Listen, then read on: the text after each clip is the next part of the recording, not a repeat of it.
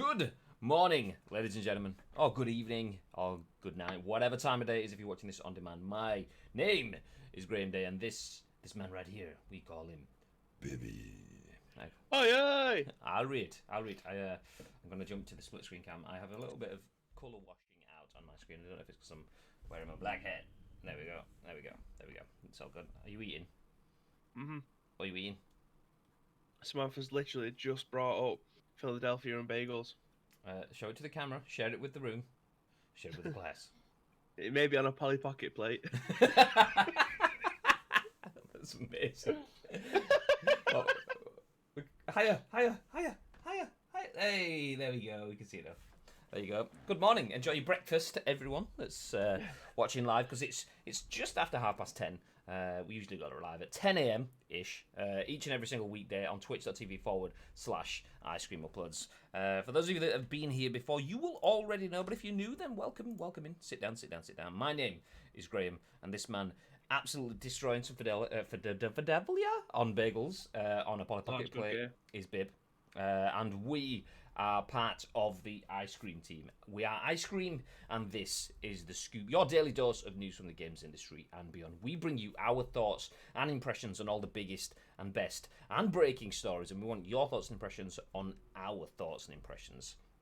And obviously, if you are doing that, feel free to do that. Feel free to drop your comments. We are live on Twitch. Obviously, the Twitch chat is just down this side of the screen somewhere. Feel free to drop your thoughts and impressions, as I mentioned, in that box there. And obviously, we will use that. We'll incorporate that into the show. And it's important that you do, because we turn this into an on-demand video podcast that we upload to YouTube a little bit later on in the day, around an hour or so after finishing the live stream, and then a little bit later after that we turn the video podcast into an audio podcast, which goes on iTunes, SoundCloud, Spotify and Google Play. So that's 5 different places that you can consume, 6 different places that you can consume even The Scoop each and every single weekday. So make sure you get involved. If you're in the chat, get involved on behalf of everyone else. They get to pause, fast forward, rewind, but they don't get to speak to a man with a mouthful of Philadelphia bagel. So feel free to use that opportunity right now. What'd you get up to last night, babe? What did I get up to last night? Oh, right. So I played a little bit of the golf club later on in the evening as I was watching Edge's greatest matches, because that got uploaded to WWE Network last night. So I watched like 2.5 hours of that. Fantastic stuff. But series on Netflix. Have you watched it called Designated Survivor with Kiefer Sutherland? No. Oh my god. What a thrilling watch. Why did you turn into an English gent then? What a thrilling watch. I don't know. But it is so good. Like, we watched like 3 or 4 episodes last night. It's like, it just got to like 9:30. Like, right, we can't watch anymore because Samantha was going to come to bed anyway. But we played a little bit of Jackbox Party as well, actually. That was really good. First time I've ever played that. But yeah, if you haven't watched that, watch that. But also play the golf club, because it's also a phenomenal golf game. It's not an arcade one; it's a proper sim. Like, there isn't many sports game sims out there anymore. They're all far too arcadey. But this is the ultimate sim sports game. If you are into golf, anyway. Sounds incredibly boring. Yeah, I mean, speaking of boring, what did you do last night? Played an incredibly boring game. Set up until about 1 a.m. ish. No, probably not quite there, but played more Resident Evil. Yay! So me and I don't know if she's in the chat this morning. Danny _Day 3, aka the missus. We played through about I don't know, maybe 3-ish hours, 4-ish hours of Resident Evil 2, the remake on PS4 last night. So we've just got into. I don't know. Is it spoilers? Is it spoilers if I say? Just don't talk about it. Yeah. So we're fairly far into it now. We're probably not too far from wrapping it up. We might finish it tonight, depending on how quickly we actually move through it. Maybe tomorrow. Mm-hmm. We'll see. So yes. Are you enjoying it though? Like, from the top. Like, are you enjoying playing it? Like, fair enough, you might there's some instances in there that you may not actually like, but as a video game storyline, are you enjoying it? I am, yeah, quite a bit. So for those of you that listened yesterday, it was just at the point I essentially stopped it the night before, just at the point where something was annoying me, and I mentioned that something was Mr. X kind of popping up, and it went from being super scary and terrifying and this really big thing to just an annoyance that just kept getting in the way and stopping me from getting where I wanted to get to the point where I started it up last night, and I was in the boiler room, and I left the boiler room and he came walking down the stairs. So I went back in the boiler room, stood in there, waited for it all the music to die down, all the steps to go, waited in there for like 2 or 3 minutes, and then thought, okay, surely he's got to be gone now. Stepped outside. As soon as I did, he came down the steps again, and he did like 3 times in a row. And I was like, I just want to get out of the fucking boiler room. So it started off on the same sort of path, like, oh, this is just going to be a hindrance and annoyance.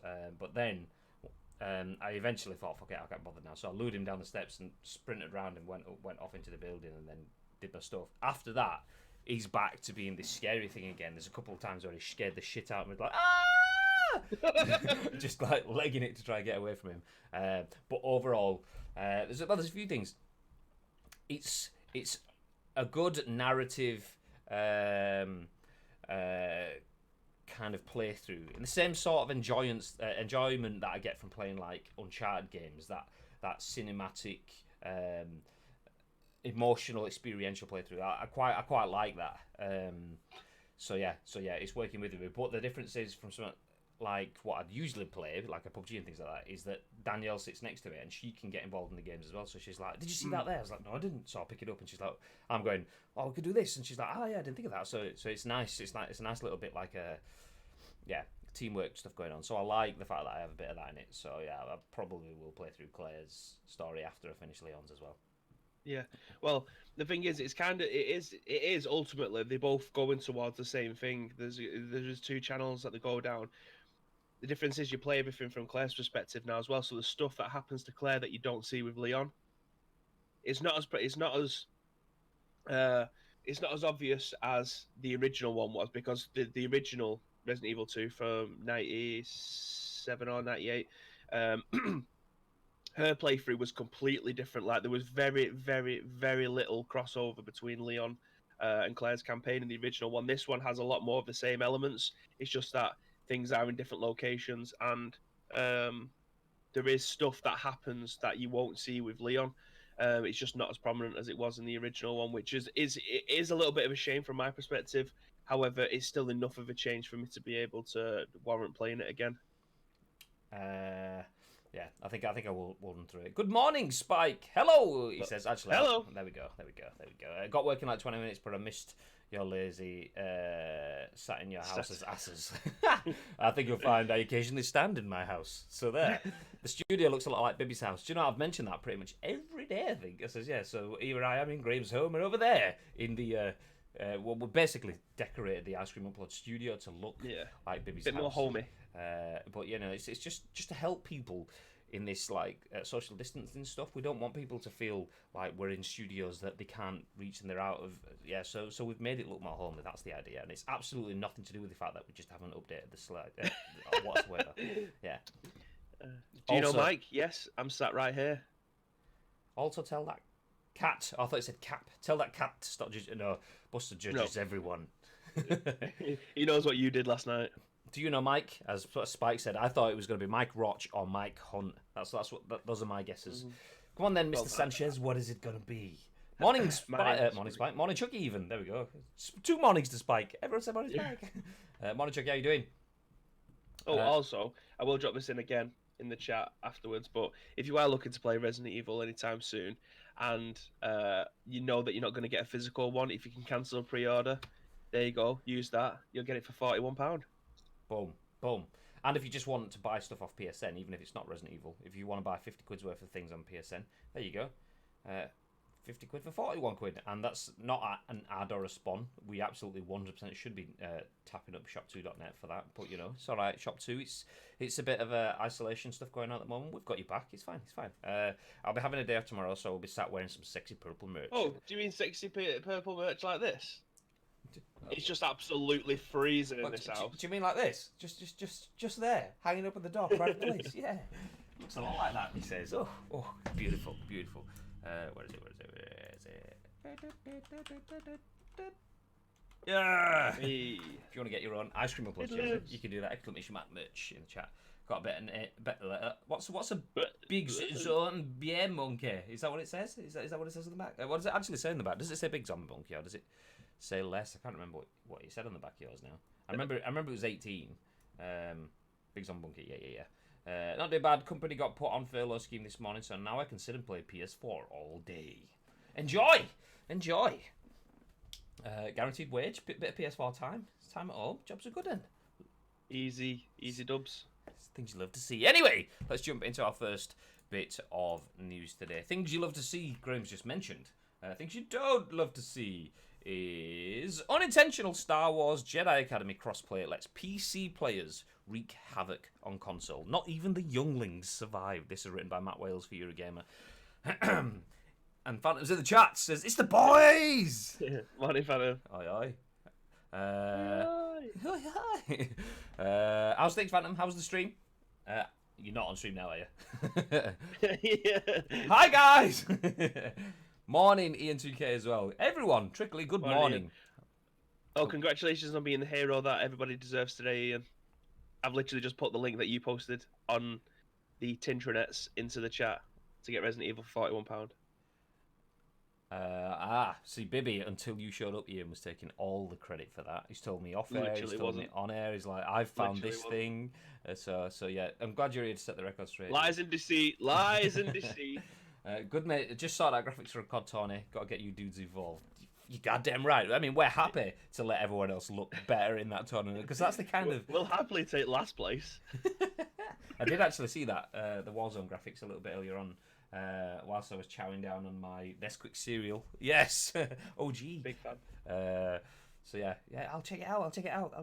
Feel free to drop the link as well if you got anything you want to put in, just in case anyone else wants to get involved in some COD tournaments. Then feel free to check Phantom stuff out as well.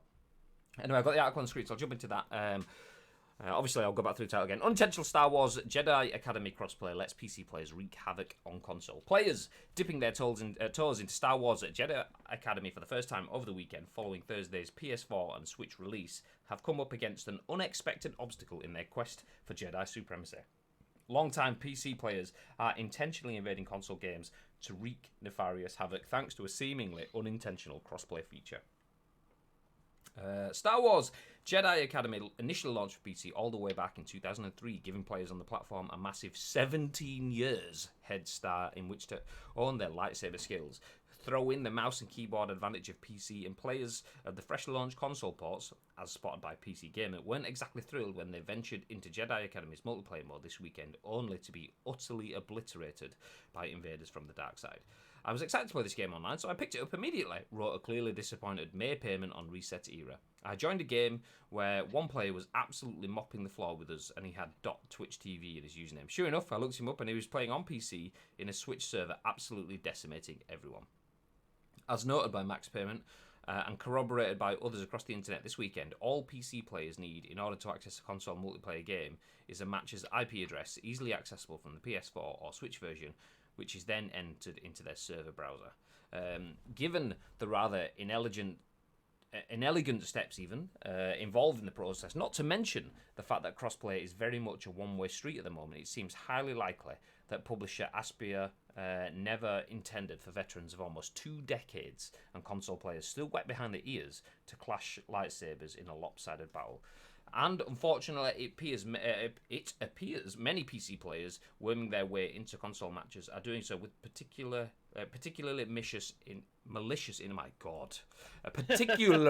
malicious intent. They're also cheating, wrote Reset Era user Spider-Man. Oof, nice one, Spider-Man. He's out there saving the day, one thread at a time. He wrote in the same thread, they could see HP, loadouts of players, had chat and voice and more. It's a bigger disaster than just better players. It's also the massive cheating. Needless to say, console players are crying out for a fix. Dudes with the N-word as their name are joining your Switch public lobbies and spamming keybinds with various slurs, said exasperated Twitter user Jedi Knight Hub to Aspyr on Twitter. Please give us what we want and fix PC players connecting to console matches. I think we'd all rather you patch out the IP address being displayed, change the IPs, and do all you can from PC players from entering the servers, wrote AE Flamingo. Please look into it. It's ruining the experience for new console players. Others, though, have suggested crossplay should remain, albeit as an optional feature. If crossplay is going to obviously be possible to embrace. You missed out the words. Yeah. If crossplay is going to obviously be possible, it's best to embrace it. There we go. Wrote another. I'm not reading that name on Twitter. In the long run, it will keep more people playing together. Just make it so newcomers don't have to deal with 17-year veterans if they don't want to. Aspia is yet to directly address player concerns on the social media channels, but hopefully, given how much the issue is proving detrimental to the enjoyment of Star Wars Jedi Academy console players, it'll be fixed very, very, very soon, no doubt. Thoughts, babe? I've got two things to start off with. Is one of them my reading? No, he's not actually, because I'm just as bad as reading as the next guy.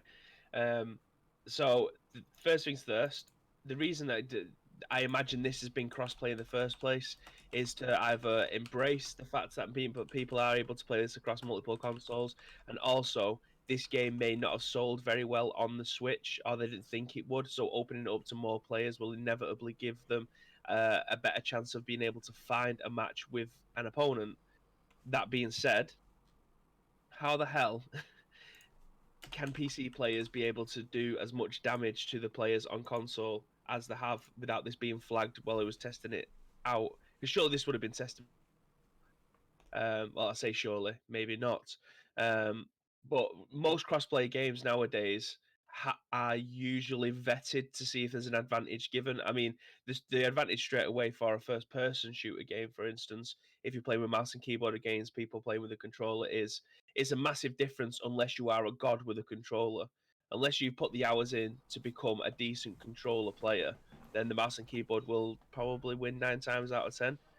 From my experience, absolutely that's the case because I'm terrible with both. But yeah, obviously opening it up gives the chance for more people to matchmake. But if they're going to be able to ruin the experience by using keybinds and by putting stupid gamer tags and whatever else, then that is a massive thing. However, this isn't the first time I've heard this story because 2 days ago, one of our subscribers and a former ICU teammate actually did a video on this on his YouTube channel because he bought this on release because he has played this game for so many years on his PC, but he wanted the Switch version to be able to play portably. Understandable, and because he's got so much knowledge about this game, he knew straight from the off that something was off with everything that you're able to see. There's certain things that happen, like I mentioned in the articles, that you don't or haven't got access to on the Switch version of it, like being able to change the color of your name, being able to capitalize some things, being able to talk in certain ways, because I think you're only allowed to say 4 words. Like if you hold L2, for instance, it may pop up with 4 different things. Like on PES, when you score a goal, it comes up with the emoticon faces. Thanks. Yeah, things like that. So you have that option in the game, but you don't have the ability to type in whatever you want into the chat. So yeah, it seems like this is starting to catch fire now because there's so many people being pissed off with it. So GG NX, if you if you shared it with us, we might have been able to feature it. But and okay, it's but yeah, it's a weird one. I'm not so sure that it was a case of this. It's not sold enough so that they've kind of turned it on or anything like that. I think it's probably a massive oversight in terms of Aspia or whatever how you pronounce the name of the company. They've thought, okay, we've got a game. It's 17 years old and it's still going reasonably strong. It's a Star Wars IP. It's probably getting a new lease of life every time there's a new Star Wars film or a new Star Wars game. As anything does, people will look Star Wars and they'll type in Star Wars for whatever the latest game is. They're probably all looking for Jedi Fallen Order, but then they see Jedi Academy. They're like, oh, that's only £2 or whatever it costs on Steam, or it's free or whatever. So they've just had a quick download, and yeah, so it keeps getting spikes. And they've thought, well, it's only on Steam, so we've never had to think about crossplay before. Now we want to roll it out on console. We now need to start thinking about crossplay, and they're probably just thinking, oh, it's fine. We'll just use the same servers, allow people to connect to them via Steam or via PS Network or via whatever Nintendo's system's called. Is it just Nintendo Online or whatever? Whatever. Yeah, it is just literally Nintendo Online. And they've probably then just thought, okay, well, we're not ready to roll that out yet, so we're not going to put buttons in the game for people to actually click to connect to cross-play matches. Jobs are good, and or whatever, but then not realize that the PC guys can just go, well, I can see your IP details on screen or whatever, and I'm going to lift those out and drop them in and drop into the servers. Or it might not even be the fact that they have IP details on the screen. One of the things it says in the article was about changing the IP addresses of all the servers or something along those lines. So maybe they have people, I can't actually find the bit that I was looking at. Oh yeah, so they want. I think we'd rather you patch out all the IP address being displayed and then change the IPs, and do all you can from PC players entering the servers. So it's just a case of that's kind of how cheating happens in PUBG as well. I don't know if it still happens, but you used to get like the bottom of the screen. Say if you're looking at my screen here, you get sort of like the health bar there, and then just below the health bar, right at the bottom of the screen, there's a very small bit of text that will say like. My username, EU, which is the server, and then have a bunch of numbers, which is the server address. And that's how you got the likes of What Do Heck always appearing in Shroud's games, even though they didn't load in, because they just found the server address of the game that he was in, and then they drop in and fly around in a Harry Potter car kind of thing. So yeah, PC players have done that after 17 years and gone, oh, do you know what? This would be quite fun. I can see all their server details. Let's just go in and melt people. I can't believe that stuff still happens on your screen though. There should be like should be able to turn streamer mode on. Like you can turn when you turn streamer mode on in like Fortnite or whatever, it turns off the players' names, doesn't it? So you can't see who you're about to kill. It should just kill all of the stuff that's on your screen that's not required, like the debugging menus and shit like that. It shouldn't be there. Yeah, I mean, if you want the debug menus on so you can see if you've got what your ping speeds and stuff, fair enough. But having ping speeds doesn't need to give away what server details and stuff you're on. It is, like you say, completely bizarre. People used to use the language translator in World of Warcraft so that the Alliance could understand the Horde and vice versa. I remember an orc stood outside Stormwind City saying "small penis" over and over and over, and he was killed and then eventually disappeared. Small penis! The link that I've dropped in there is the link to Jordan's video as well. That goes into if you are interested in this story, this goes into a little bit more detail about how things have started to happen and what the differences are between the console and the Switch versions. I've muted it just so that you can't hear his laugh. Good morning, He doesn't Jordan. actually laugh in this. No, he doesn't actually laugh in this one. But yeah, the one day that he's not in here, and we're giving him some love. Do you know what I mean? Honestly, Jordan. Honestly. So yeah, the videos there. Go check out if you want to see some visual representation of the story. Do you know what surprises me the most about it though? Is imagine you're playing Jedi Academy after 17 years. Your game's had its heydays. I mean, I'm still playing PUBG 3 years later, and the game is well and truly had its heyday. Yes, it will still have its peaks and troughs. It's definitely not going to recapture the limelight in that sort of element. So something comes along that gives your game a boost and puts it back in the limelight, puts it on the front foot again. You're thinking, oh, yes, I'm not just this loser playing Jedi Academy. Obviously, take all of this phrasing with a pinch of salt because I'm just being a dick. But yeah, I'm not a loser playing Jedi Academy on my own. I've got other people that are playing it. This is exciting. How can we embrace this? Do we, A, play well and make content and share our love for the game together, or do we be a cunt and connect to their consoles and destroy them so that they stop playing the game and it doesn't get any sort of successful launch whatsoever and then doesn't get any further improvements going forward? Yeah, it's stupid. It is. It's the internet. You're ruining your own experience at the end of the day because eventually, like I said, people are just going to stop playing the game. If a game that was that old got re-brought out, if PES 2 got remastered now and brought out as a new game and people was treating it the way that some of them treat it in the respect of like cheating and stuff like that, I'd never play it again. Well, I'd definitely still play Master League because the Master League back then was just insane. It's funny because the 2, you've got it the wrong way around. It should be a 5, but I get what you're saying. Yeah, it's stupid. It is stupid, absolutely. Imagine knowing that you are cutting, and that's it. They probably don't know. It's so mindless. They don't realize that by killing the game for the people that are playing it means that it will get a bad reputation. Bad reputation means nobody else will buy it. Nobody else buys it. There is no influx of capital into the game. No influx of capital is no new skins, no new content, no updates, no whatever. And you are literally, I mean, not that any of that was destined to happen, but that it definitely won't happen if the game doesn't take off. And you're cutting off. You love something so much that you're cutting its head off. I love this. Well, the beauty of this, that I found a way to be able to play PES 6 online.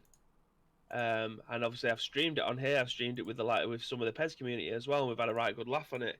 But the people who want to be able to play that game want to be able to play that game, and the chances of them going on to be able to destroy an experience for someone is few and far between. Because ultimately, if you go into the effort of being able to reinstate a server and to want to be able to play online, you're not going to want to ruin that experience for everyone. Never mind yourself. Like the ratings and that on it doesn't mean a thing anymore because there's nothing to play for. It's literally just playing matches against other people who want to be able to play PES 6.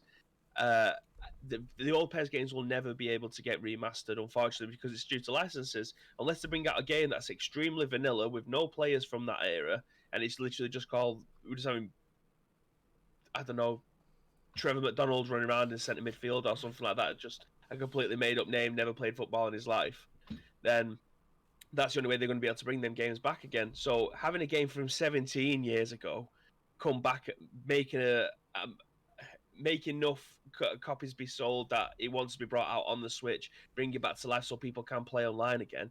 It just makes no sense why people would want to destroy the people who have just picked this game up either for the first time or wanted that nostalgia trip. It's just dumb. Yeah, it's complete lack of community spirit. Although I would like to see a fully remade old school PES. I mean, I don't mind running around as Phil Scarles in the Manchester United midfield. That's fine by me. Yeah. Well, that's the beauty of this, though, because on PC, I mean, the PS2 engine was the best engine for PES anyway, regardless. The book stops with the engine there. It's the best engine for PES. There's still tricks and stuff that are being found on that game now that no one was able to do 20 years ago because no one knew that they existed. So if you was to play PES 6 on your PC now in 1080p, the graphics do look a lot better than they did back on the PlayStation 2 anyway. So it's kind of like an updated res, but obviously I don't want anyone to touch it apart from keeping the engine. Yeah, fair enough. If you do if they do the textures and things like that and enhance it, that's fine. But I don't want anyone to remake PES 6 in the engine that we've got now because I don't like the engine now compared to what it was like back then. Yeah, there's Do you know what I mean? all sorts of other things as well. Like you start to get the urge when you're remastering a game as well. There's a difference between a remaster and a remake. A remaster is upgrading the quality of the visuals. So say if Frank Ribery's face was a thing of beauty on PES 5, it wasn't. But just redoing the visuals of that face is remastering it, changing the way that head sits on his neck and the way his neck moves, which then changes the way that his legs and his body moves, which then has an impact on the inertia of his movement. So he might move a bit slower while he gets up to speed and stuff like that. That's when you're starting to move into remake territory, and that's the thing. If we ever had that game remade, you just turning it into a new football game where you add don't get it wrong. All football games like the PES 2s and the PES 5, we remember as being amazing, and that there's nothing. Well, I suppose there is a hint of rose-tinted glasses there, but the rose-tinted glasses is also squashed by the fact that games were easier to code when you have less variables. There are much more complex variables. The amount of stuff in a game now that the game that has to compute every split second is through the roof compared to what it used to be. But that meant it was easier to balance back then as well, and that's the thing. If someone said, "Would you like a remake of PES 5?" I'd be like, "No, I will have PES 2021, PES 2022, whatever." Yeah. Would you like a remaster of PES 5? All day, yeah. Give me full HD kits, give me full HD stadiums, but keep the engine and all of the linking movements, the animations and the ball touching, whatever. Even if it is a bit like it runs like Ronaldo, but without all the finesse that he has, kind of thing. Yeah, fair enough. That's fine by me. I'll take that all day because of the balance that comes with it. Well, the best version of that engine is actually on the Wii. The PES 2013 version of that game. Sorry, PES 2013 on the Wii is the best version of that engine that was on the PlayStation 2. They pretty much kept the same engine all the way through to, I think 2014 was the last one on the Wii, not the Wii U, the actual Wii. And if you play it with a controller rather than using the nunchuck, and I hate using the what do you even call it? Fucking wand. I don't know. Wiimote. The Wiimote, that's it. Where you have to point and click and you play as a drone. Didn't like any of that. If you plug in one of your classic Wii Pro controllers into the bottom of the Wii remote, you actually be able to play it like a normal footballing game, and that is the best version of that game using that engine. You will not find a more finessed, tweaked, ultimate version of that game than on the Wii. And I don't understand how it still managed to pump out that amount of games for it to still warrant being sold on the Wii until that late in its lifespan. But well, I say that if you are a fan of the franchise, then yeah, of course you still wanted them to come out because it's the best version. They even had Ultimate Team or Michael back on those games where you have to beat teams to get the cards to upgrade your team rather than going into the well, there is a Master League, but there's also that. What was it called? Country Road or something like that. I can't remember. Country Road. Or Champions Road, something like that. Yeah, it was brilliant. But yeah, if you do have a Wii, get that game because you won't regret it if you are a fan of the old PESs. I remember playing PES 2008 on the Wii, and that was obviously the first one. And yeah, playing it expecting it to be bad. I got it to review for PESBAN back in the day,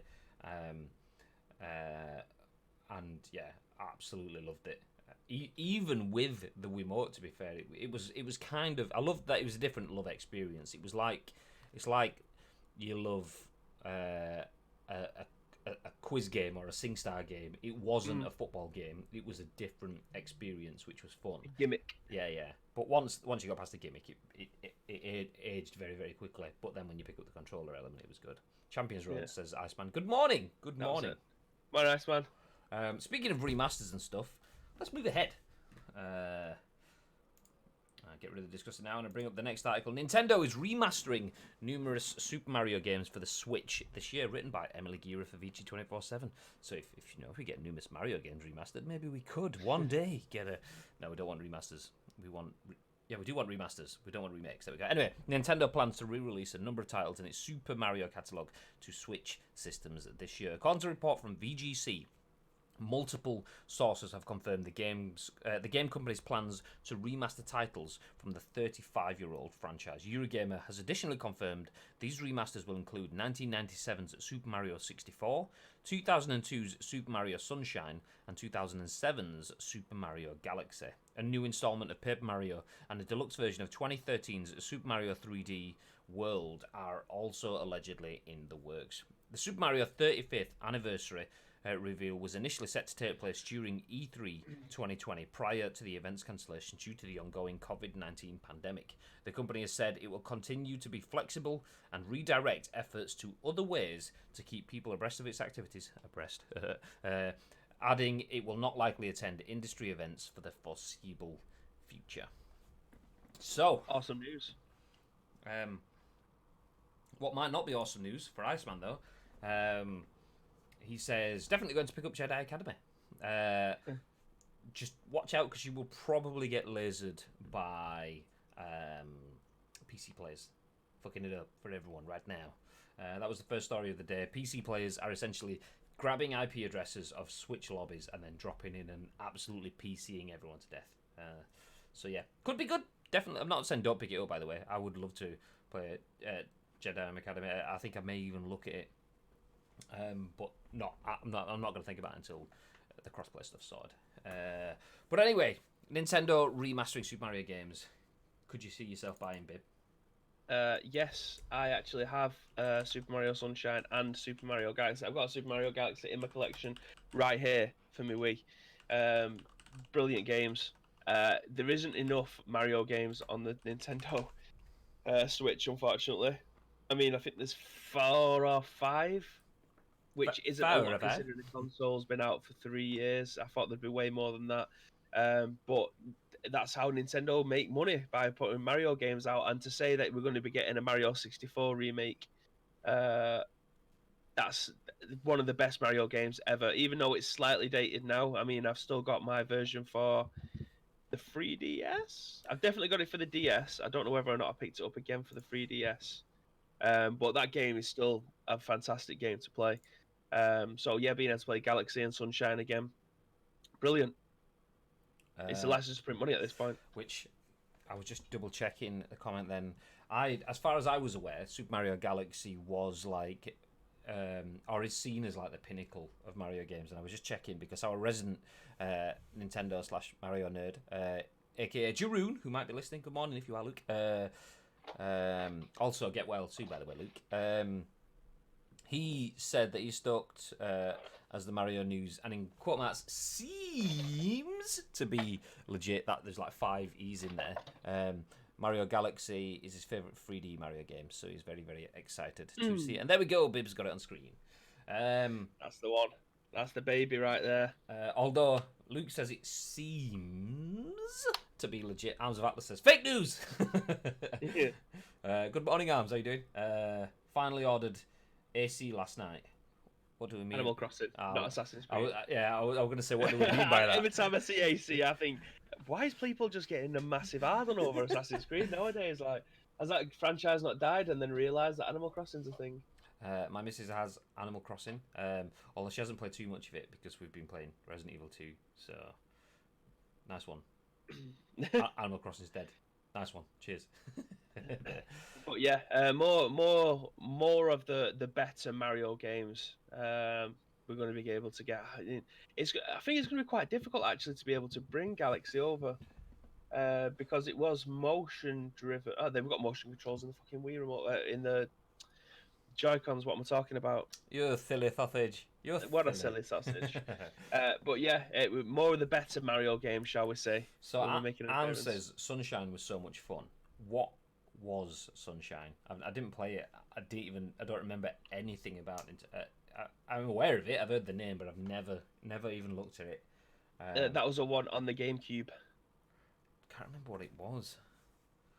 I'm gonna have to. It was kind of like, if my memory serves me correctly. Now, bearing in mind this game came out like when I was 11, maybe. I'm sure it was kind of like a sequel to 96. I think it was the next. 64. I think it was the next big one after 64. I could be wrong. So, is it like open worldy Mario as opposed to side-scrolling Mario then? Okay. Again, I'm going off memory here. But I remember having a lot of fun playing it. I'm sure it was open world, and I'm sure it was I don't want to say sequel because they're not storyline-driven games. You know what I mean? They're not. Wait, find out what happens in the next episode. It's nothing like that. I think it was just the next Mario game that came out after 64. I will say yes. Of course it is. When I don't know what it was. Vic Sweet. Good morning, Mr. H. Morning, lads. How's it going? Not too bad, love. Not too bad. Are you suitably distanced socially / isolated? I'm hoping everything's all good for you and the familia. We are currently talking about Nintendo remastering a number of Super Mario games for the Switch this year. The list included 1997's Super Mario 64, 2002's Super Mario Sunshine, and 2007's Super Mario Galaxy. Yes, here we go. So it was the second 3D platformer in the Super Mario series following Super Mario 64. Super Mario Sunshine shares many similar gameplay elements as its predecessor Super Mario 64, while introducing new gameplay features. Well, I'm definitely potentially excited to try Super Mario Galaxy. I'm excited to try it. I would like to try Super Mario Galaxy. Whether I actually do or not is the same with anything. But yeah, if I try Super Mario Galaxy, maybe that's something we can do as is it multiplayer like say the side scrollery ones? Mario Galaxy. Yeah. You could play it 2-player. Because that's where. But you had to. It was like using the Wii remote and the nunchuck and things like that. So that essentially could be a nunchuck each then. Okay, that's good then because we Daniel just bought. I want to say Assassin's Creed Animal Crossing. There we go. AC. I had to look at the chat to see what it was. I was like, Assassin's Creed, no. She just bought Animal Crossing, and is it Super Mario Brothers Wii U Deluxe or whatever? It's Super Mario Brothers U Deluxe. So she just got that too as well. So that's another one that we could do potentially 2 players through as well after we've. I genuinely feel like all of the games from the Wii U, all the best ones have now pretty much been ported over to the Nintendo Switch. Which in 3 years is quite a small amount of time to be able to bring over and port all of the best games. But it just shows how bad the Wii U was. Yeah, because not many people played them games, but it's just a newer audience on the Switch. that's the thing though. You usually get like looking at the Mario games there, 1997, 2002, 2007. That's 3 games in 10 years. That's 1 game every 5 years. So if Nintendo was planning to release 1 game every 5 years for the Wii U, and then throw in a couple of other titles in between, you then expect the roster to be beefed out with Ubisoft titles, with whatever titles, and because nobody was developing for the Wii U, it's literally just Nintendo's games. So that's the reason why in 3 years they've managed to port everything over, because it's like, well, nothing left. That's it now. Ian Beale meme. There's nothing left. Working from home, all libraries are closed. Thank God I still get full pay. Well, enjoy the working from homeness. Well, we will still be coming with the scoop, so feel free to drop in every day. Although we may have a time change starting tomorrow, which we'll talk about a little bit later on in the show. Yeah. Anyway, speaking about later on in the show and talking about things, that's probably not my best tedious link, but we'll stick with it anyway as we jump into our next article of the day. And that is official Xbox magazine has shut down due to the decline in video game retail. Written by Michael Beckwith for Metro. The article says the official Xbox magazine has sadly been shut down, with future publishing executives taking pay cuts to keep layoffs to a minimum. Although Microsoft insists the upcoming Xbox Series X will still be released this year, the official Xbox magazine won't be around to cover it. Future Publishing has confirmed that it shut down the long-running magazine last week, with its last few staff all being let go. Initially reported on by Eurogamer, Future cited that the decline in Initially reported on Eurogamer, Future cited that the decline in video game retail as the reason behind the decision, as it had impacted the magazine's sales figures. Official Xbox magazine is one of 6 magazines that Future has closed, though it is apparently the only gaming-related one among them. A statement from Future added that, in order to keep layoffs to a minimum, its executives have taken pay cuts. Like many organisations right now, we find ourselves being forced into making difficult decisions. It reads, obviously referring to the current coronavirus pandemic. We have a duty of care to all our staff this time, and our focus is on protecting the business for them and for our customers. We have introduced a raft of measures to keep the number of layoffs to an absolute minimum, including significant pay cuts for our executive team and board. The official Xbox magazine first began publication in November 2001, alongside the launch of the original Xbox. Its closure follows that of Future's official Nintendo magazine, which ended in 2014. At the time of writing, the official PlayStation magazine is still running, but with the coronavirus dramatically affecting businesses and the entire industries, there's probably concerns surrounding it too. Microsoft has yet to comment on the magazine's closure.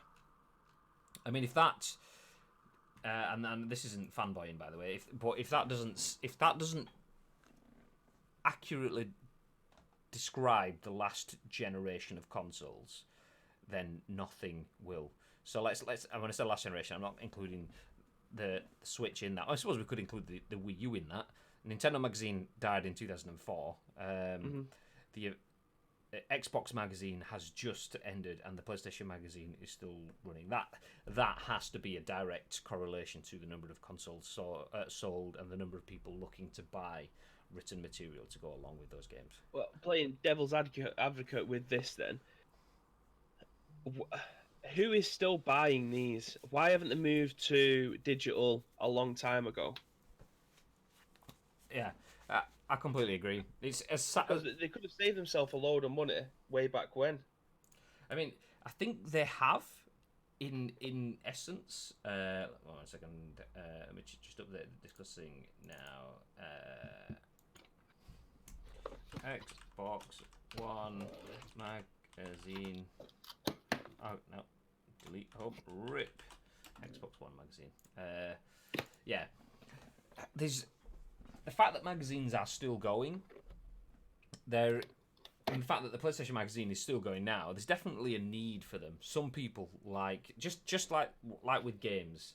Some people like the tactile feel. Bibby likes to have the case of his games. Some people will like to have a magazine that they can flick through. So there is definitely a need for some people for it to be there. But the overwhelming majority of people have switched to digital ways of consuming their media, be it magazines, be it newspapers, be it video games. So that's why we've lost the Nintendo Mag. That's the reason we don't have. There was like PSX, which was a PlayStation magazine that I used to read all the time. That went years ago, I think. And loads of other nice box, babe. Loads of other things have. Oh, I seen what that is. Have you seen what it is? Yeah, I saw what it was. I don't know if everyone else would have done. I didn't see the full word, but I saw enough to let me know.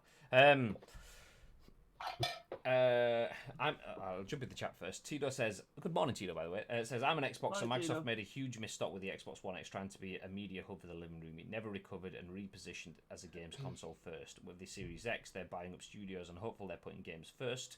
But I won't be pre-ordering the Series X like I did the One." I think you absolutely right there, and I think they reposition themselves pretty quickly and substantially enough to work as a games console first, in my opinion. However, they didn't do that first. They did that after a backlash.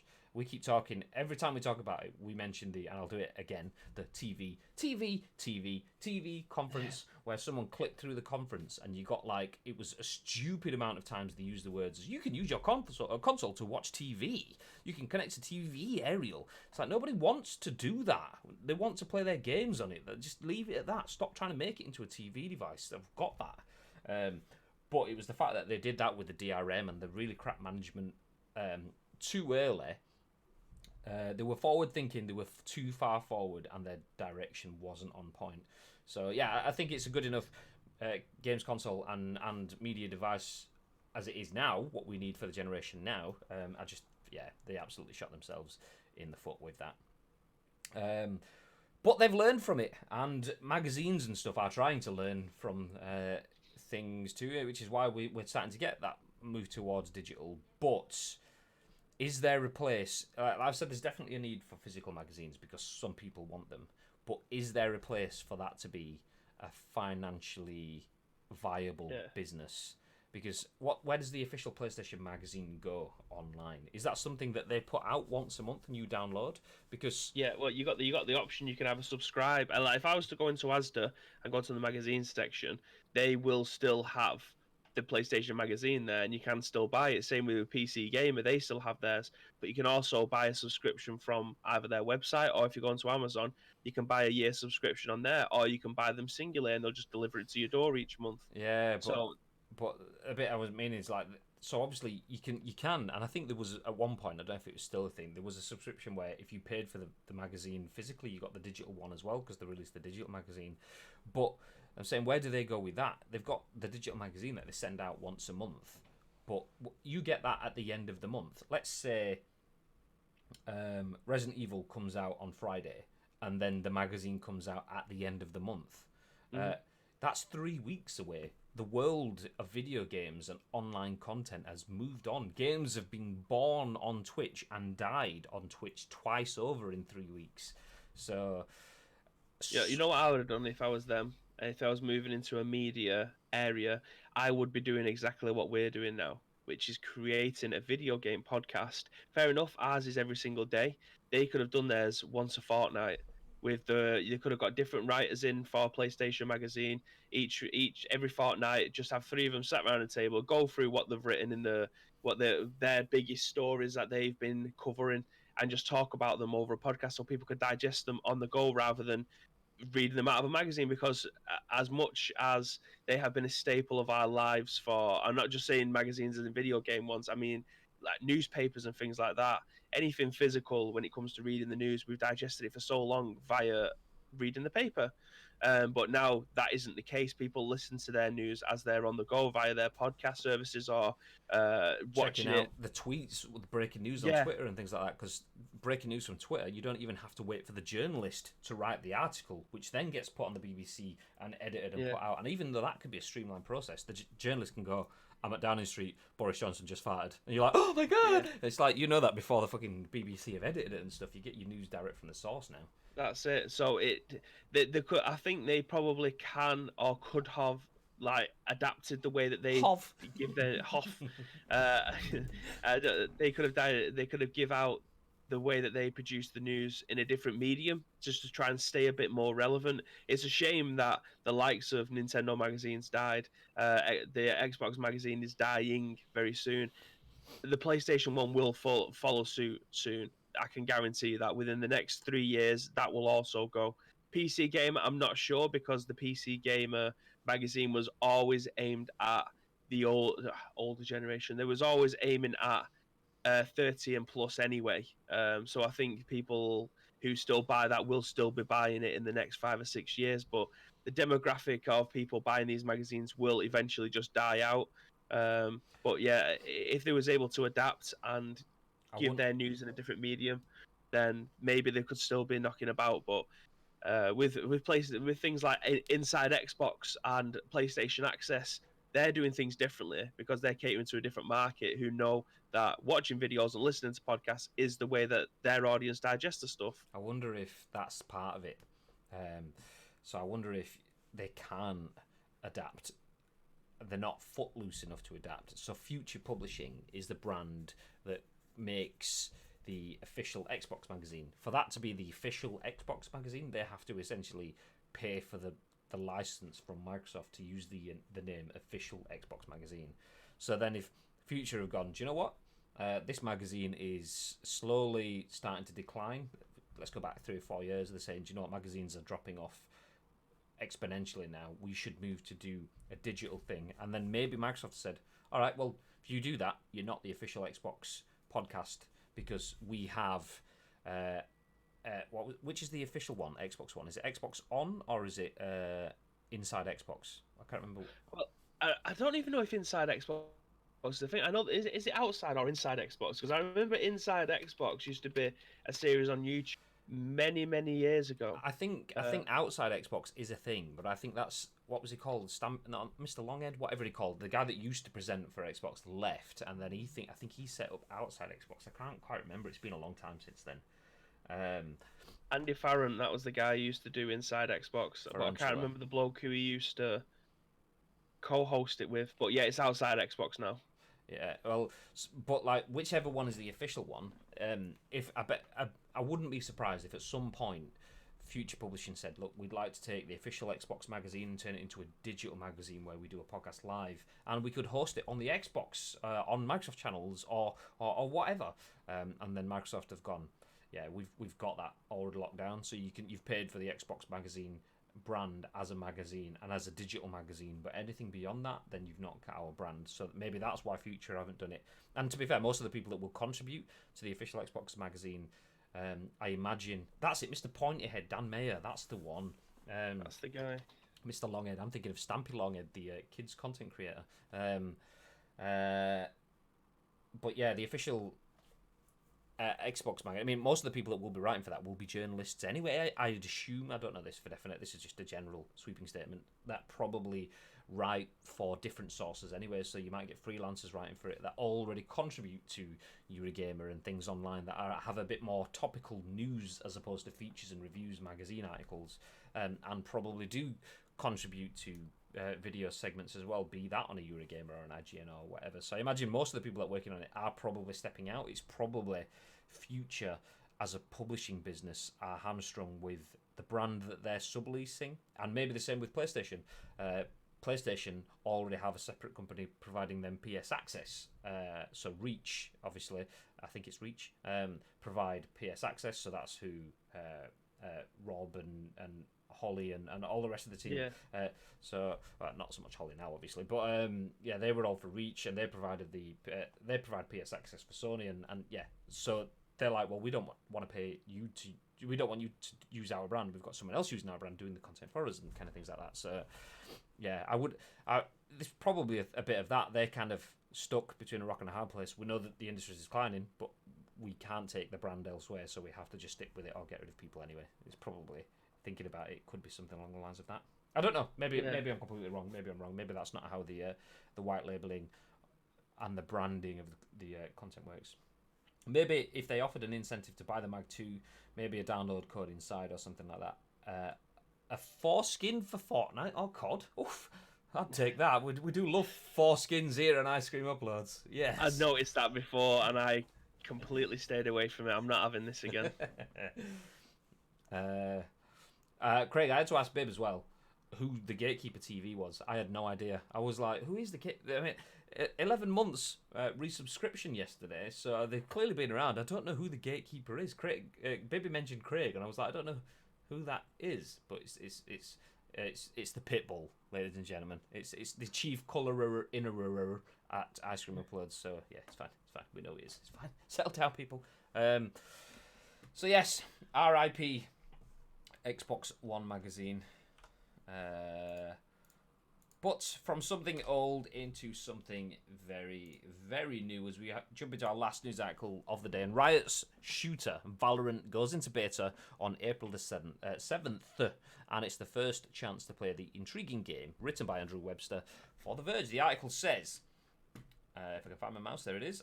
Fans will get an opportunity to play Riot's Overwatch meets Counter-Strike game, Valorant, very soon. Today, the developer... That was a yes from Baby, and also a yes from Graham. Today, the developer announced that a closed beta will be launching on April the 7th. It's not clear just how big the beta will be or how long it will last, but Riot says that prospective players will need to link their Riot and Twitch accounts to be eligible. When closed beta activates in your region, watch specific Valorant streams highlighted on Twitch for the opportunity to be entitled for closed beta access, the developer explains. Check out the official site for full details. Okay, I was kind of stumbling over words, so I was trying to concentrate on pronouncing it right. Have they just said that watching streams will get you access to the beta? I think so. It's like I'm gonna go onto the website now for full details. I think like a Twitch drop is in essence. Okay, let's continue there. The beta won't be entirely global, at least not at launch. Instead, it will be available to players in Canada, Europe, Russia, Turkey, and the United States. According to Valorant executive producer Anna Donlan, the limited number of regions is due to the ongoing pandemic. Our plan was to bring Valorant closed beta to as many players around the world as quickly as possible, but the COVID-19 pandemic has impacted those plans, compromising a wider global rollout, she said in a statement. For now, we have to focus on the regions where we feel most ready, with more regions following in the months to come. Valorant was first teased last October under the codename Project A. It's Riot's first title outside of the League of Legends universe, and it's a 5v5 competitive game that looks to combine the tactical shooter gameplay of CSGO with the superpowers and colourful characters of Overwatch. The full game is slated to launch on PC sometime this summer. So Bib was nodding. You guys couldn't see it off screen then, but Bib was nodding. He's figured something out. Share the news. I have. Breaking news over in the Bibby household. How do we get into the closed beta? You scream from the rooftops. Well, you register for a Riot Games account on their website. Link your account to Twitch. If you don't have one, create one.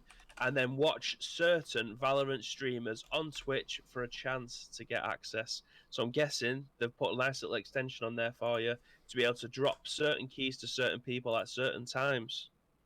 Interesting. I mean, I have had similar... in the last few months with Warzone, when you want to become famous, buy followers now. Primes and viewers on followinbod.com. No, you're all right. And it's out of here.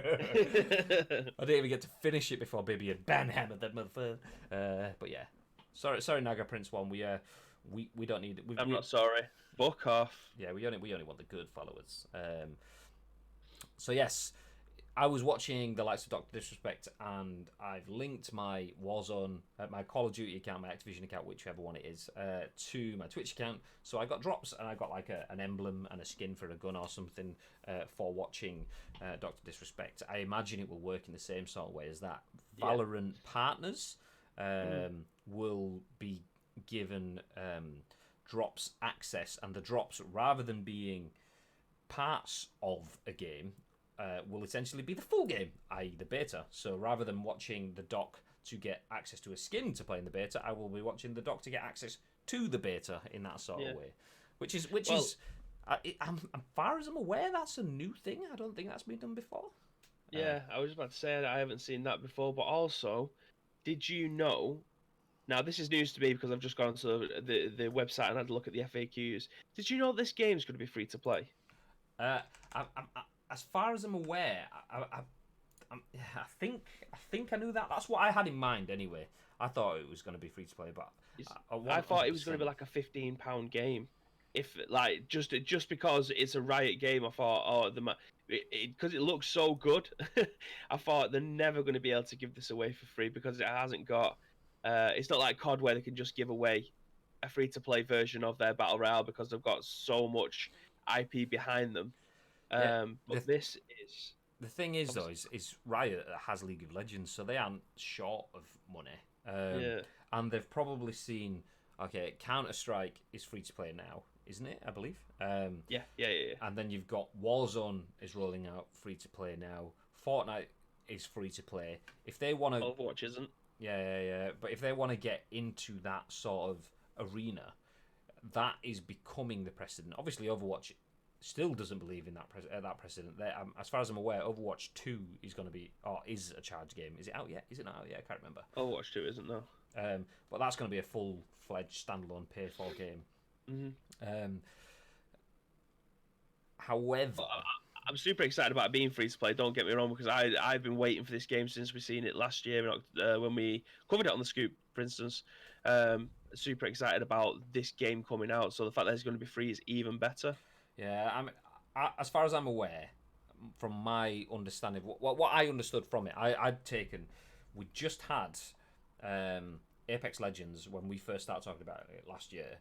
We just had Fortnite was still riding the crest of the wave. It was coming at the end of the first chapter and it was massive and so on. So I just took it as standard that the game was going to be free to play. They were just going to go, okay, we are looking to cross multiple realms here, and we want something that we can get into as many hands as possible. And rather than going 50 quid, 50 quid, 50 quid, we're going to go, it's free, but give us a fiver if you want that, and give us a fiver if you want that, and give us a fiver if you want that. And then suddenly that 50 quid becomes 70 quid by the end of 3 months, and you've made an extra 50% profit, which is, if you've got the power to market your game, to get it in the hands of people, you will recoup the money. If you if you have a good product, if it's marketed well, and you've got things that people have a need to purchase, be that be that skins or be that in-game functions. It should always be cosmetics. You shouldn't be making paywalls for in-game functions, but giving people a reason for that. Fortnite did that very, very well. They made good quality skins. They made good quality emotes, and then they increased the hype around being able to do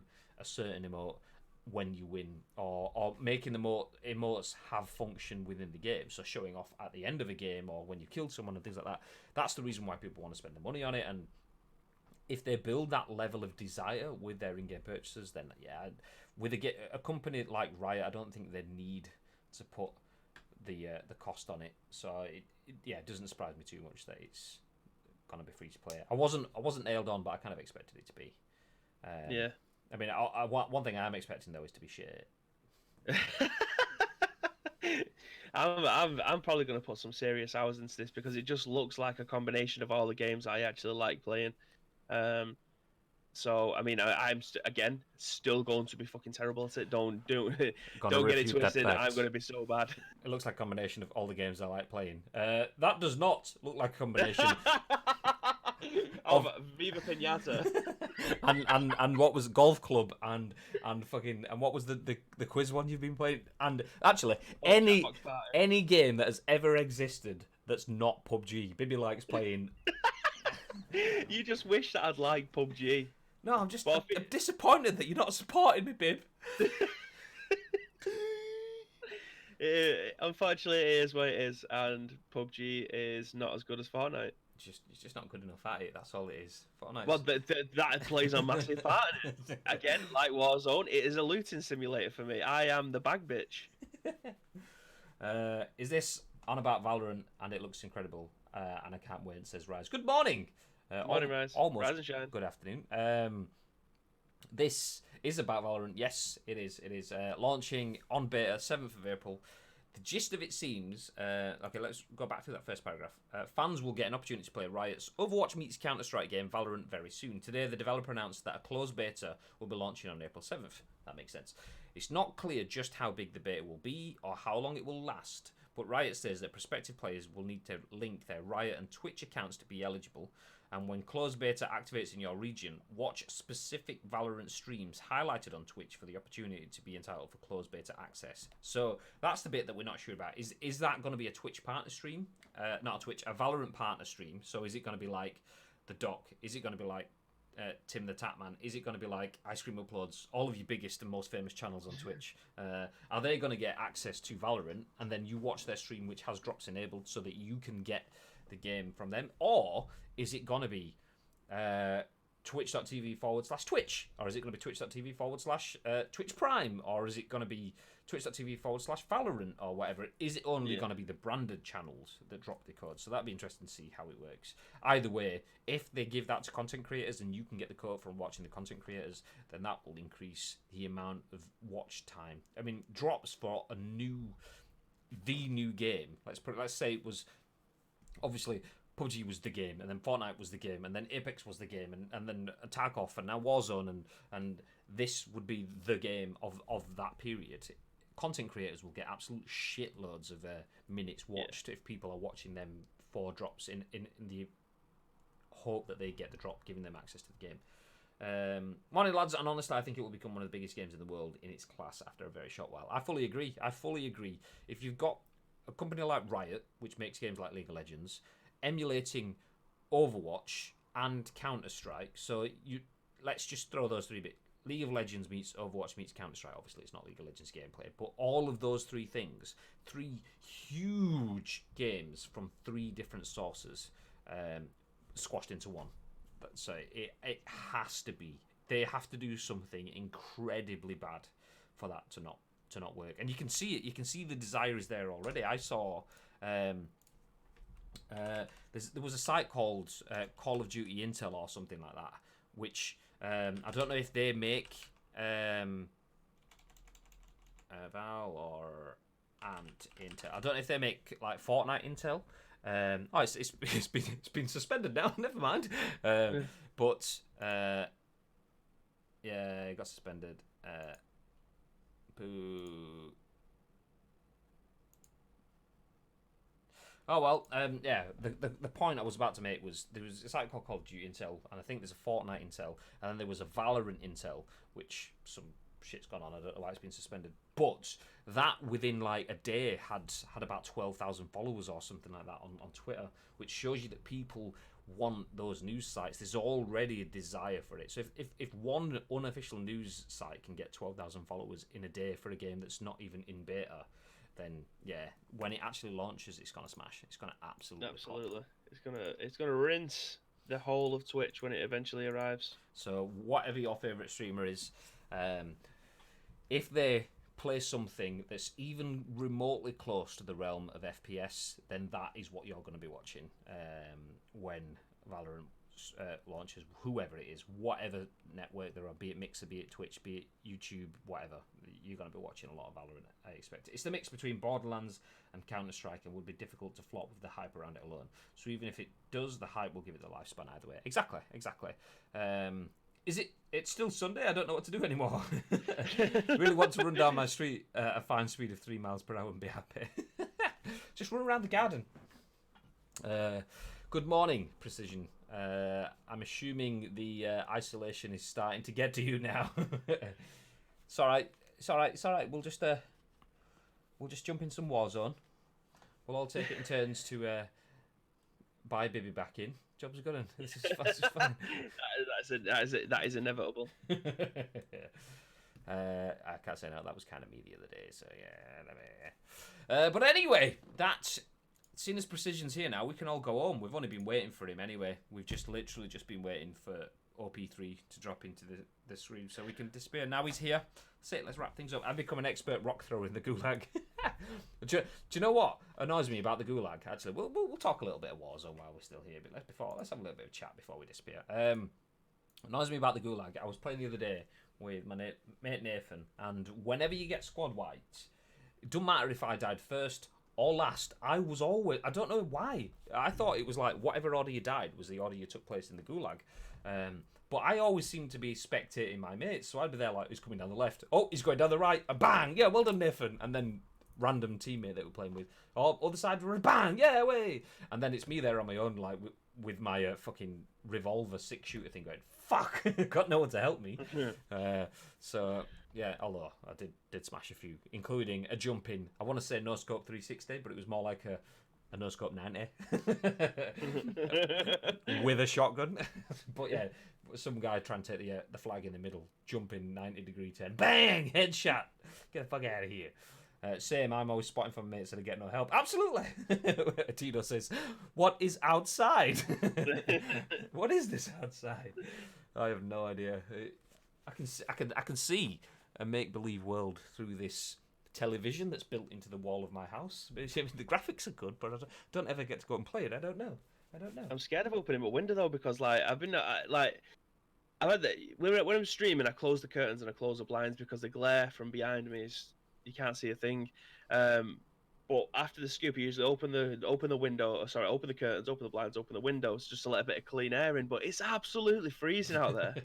Yeah, literally last week, I think it was Thursday or Friday, I was saying to Babe, do you know what? I'm having a burger. We've got burgers. I'm having a barbecue. Going to go into the garden, put the barbecue on. Jobs are good. And sun went in like about 3:34ish, and I was like, do you know what? It's a bit cold. I'll save it for the weekend. And then, feck me, the sun was like, planning to have a barbecue. So the sun has absolutely done one, and it's been cloudy, grey, miserable. And not raining so much, a bit of spitting, but freezing ever since. So yeah, cheers. It's all my fault for mentioning the word barbecue. It goes off of who connects to a match quickest. Okay, well I'm clearly slow as feck because I'm always the last one out. So god damn it, me and my potato internet.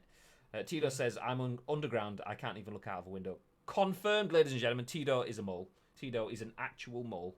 I'm assuming. Are you in the like basement sort of thing? Is that what it is?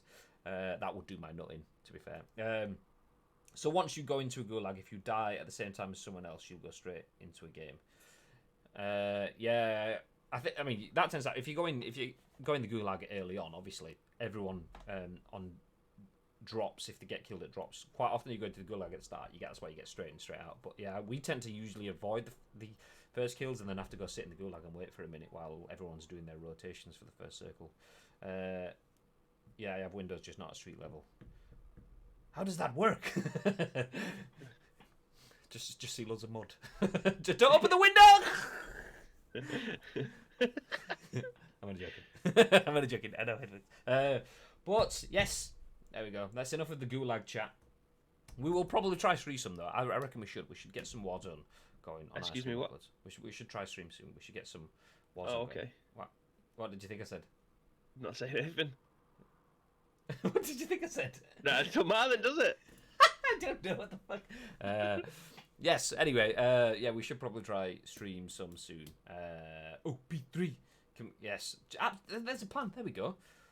We'll get a split stream going on. OP3 on one monitor, Bib and Grib connection on another monitor. Again, absolutely the only thing I could think of that nice. Works with the Rock and Sock connection, the Bib and Grib connection. I like it. Hey, I'm not knocking it. It's brilliant.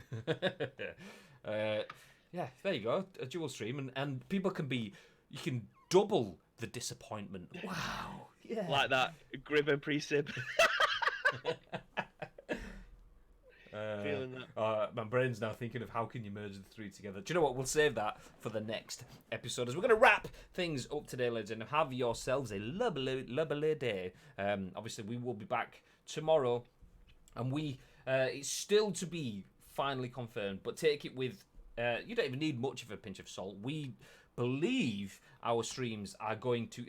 Precision jumping in with the exclamation mark socials. What a guy. What a guy. We believe the scoop will be back tomorrow and going forward at 2 p.m. in the afternoon. Obviously, with everything that's going on, we are doing it at home and we are changing things around. So we'll probably have more content for you as well following the scoop, which is good. Everyone gets to spend more time on Ice Cream Uploads. But the 10 a.m. slot is now moving to 2 p.m.